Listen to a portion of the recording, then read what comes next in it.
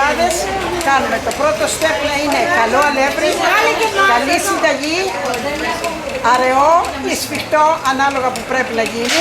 Μετά το παίρνουμε, το αφήνουμε και φουσκώνει και το ετοιμάζουμε μετά 1/4 μισή ώρα και το βάλουμε στο χωνί. Είναι για τις λουκουμάδες και αρχίζουμε και τους κάνουμε στα λάδι. Το λάδι πρέπει να βράζει αρκετά, τουλάχιστον στο 350 βαθμούς.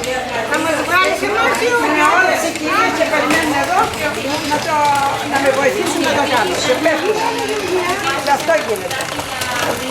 Η μία τα χωρίζει και η άλλη τα ρίχνει. Λίγο στραβά. Α, ναι.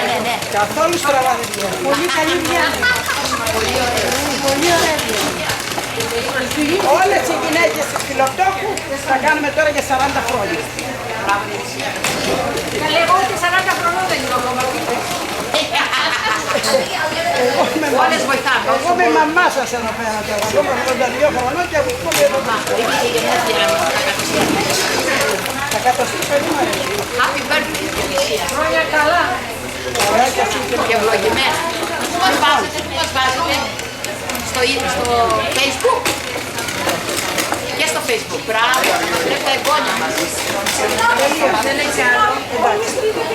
Και τώρα θα το κατεβάσουμε το σύρμα. Και εσένα, Θα το κόψει η Ελένη όσο μπορούμε.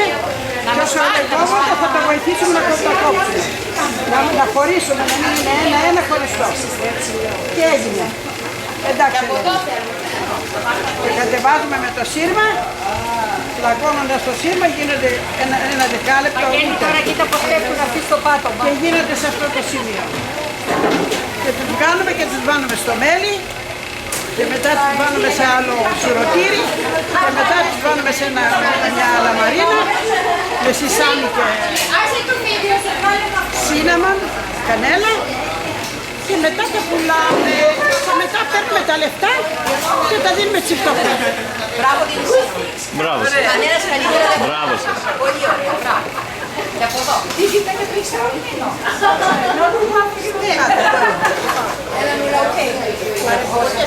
For here to go.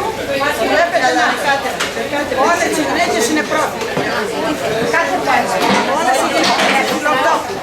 Αυτές είναι σκηνότητες. Προέδροι, προεδρίνες, παραπροεδρίνες, γραμματείς και προεδρίες. Το Αγίου Γεωργίου. Τα Αγίου Γεωργίου μην ξεχνάς, έτσι. Στο Vancouver. Και ο Βαγγέλης μας εδώ μας παίρνει το βίντεο να το δούμε. Και του χρόνουμε υγεία. Και όποιος δεν το είδε, το χρόνο. Όποιος δεν το είδε και δεν ήρθε να φάει, έχασε.